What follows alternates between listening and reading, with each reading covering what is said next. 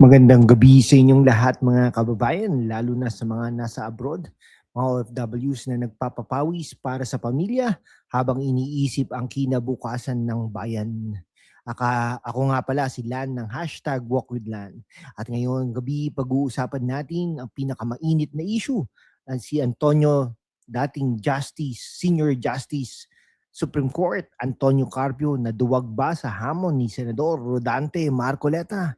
Imagine niyo isang retired Supreme Court Justice, matalino, sikat sa WPS advocacy, pero biglang nag-backpedal nang hamunin siya ng isang senador na walang takot magsalita laban sa maling interpretasyon ng batas. Sino ba talaga ang duwag dito?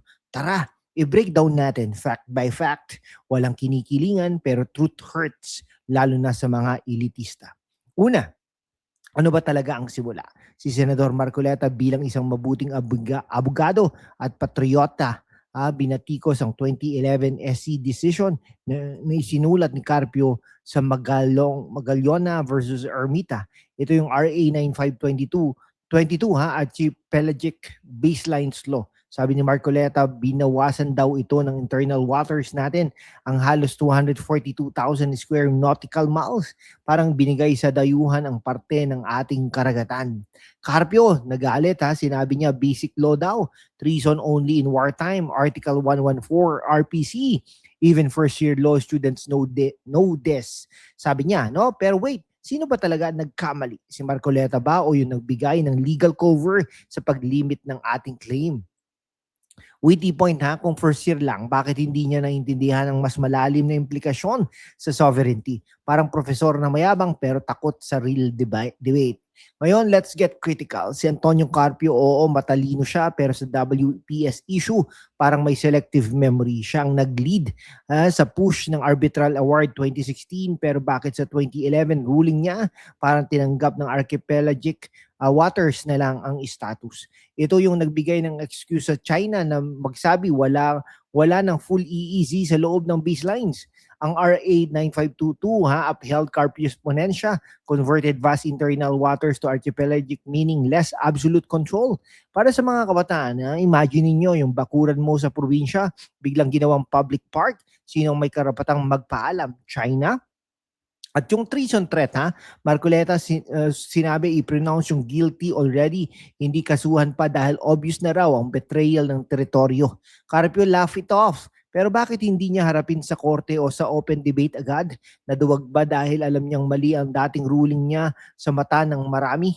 More facts. Carpio often says, UNCLOS is our shield. Pero sa 2011, parang binigyan ng legal weakness ang kalaban. Parang chess master na nag-sacrifice ng queen sa opening tapos sinisisi ang opponent na matalino.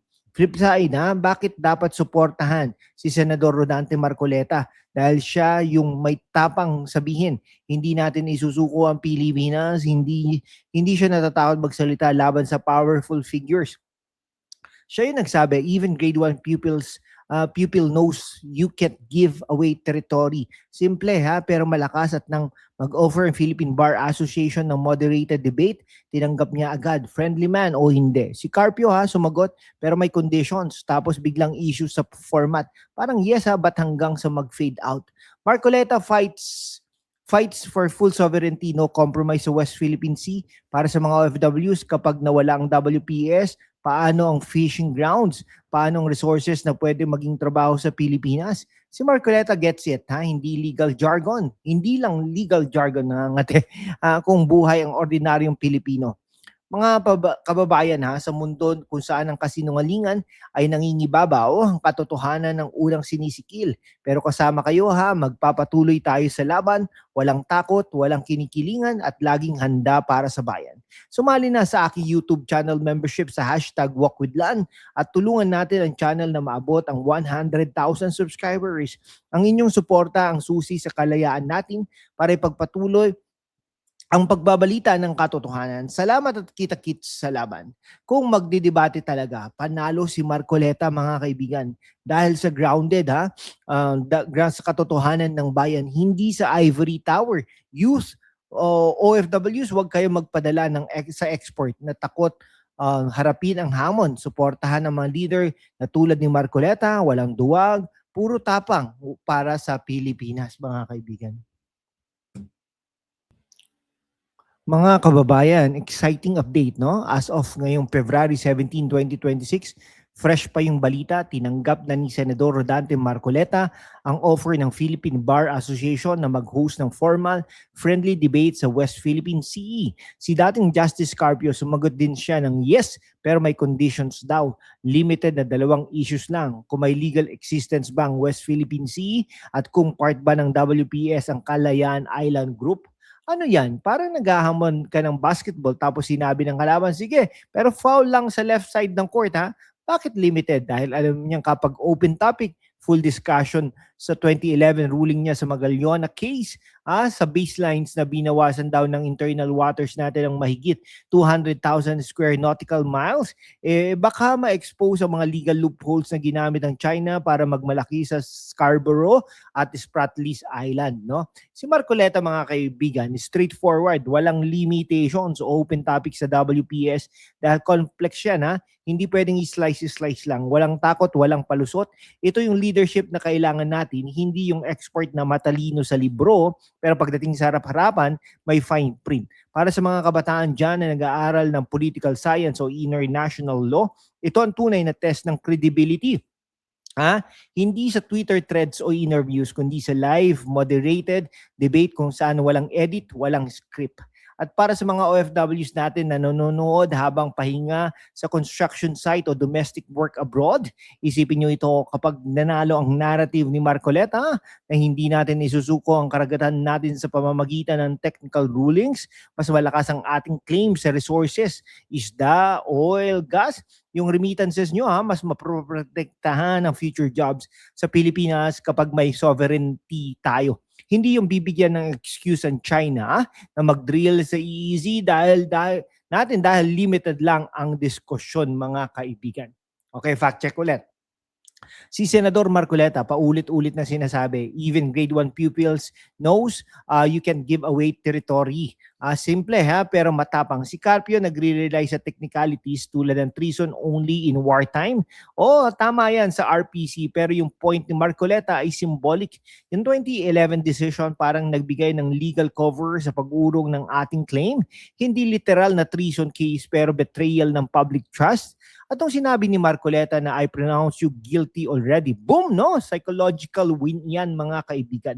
Hindi na kailangan mag-file pa dahil obvious na raw ang mali. Ngayon, kung matuloy ang PBA debate na mukhang papunta na, neutral venue, professional moderators, open to media, panonoorin natin yan together dito sa channel. Pero sa pananaw natin, si Marcoleta ang may advantage dahil grounded siya sa damdamin ng bayan. Hindi sa ivory tower ng legal jargon na nakakalito sa ordinaryong Pilipino. Youth OFWs, ito ang oras para maging vigilant. Huwag magpadala sa prestige ng dating justice. Tingnan ang tapang at consistency. Ngayon, ano lang tayo, quick poll lang. Sino sa tingin ninyo mananalo sa debate? A. Marcoleta, B. Carpio, C. Walang mananalo. Panalo ang katotohanan. Ay nako, mag-comment po kayo. Kaya mga kapatid, stay tuned at susundan natin ito hanggang matuloy. At kung may development pa, like kung may mag-back out ulit o mag-shift ng condition si Carpio, ibabalita natin agad. Walang filter. So anong tingin nyo naduwag ba talaga si Carpio sa hamon? O matapang si Marcoleta sa pagtanggi sa limitations? Comment down below, like kung pro Marcoleta at pro sovereignty, share para marinig ng mga kababayan natin sa abroad, subscribe at i-on ang bell para sa mga susunod na exposés at live reaction sa debate. Para sa mga sambayan ng Pilipino, laban lang. God bless mga kababayan. See you next time at mabuhay po ang Pilipinas.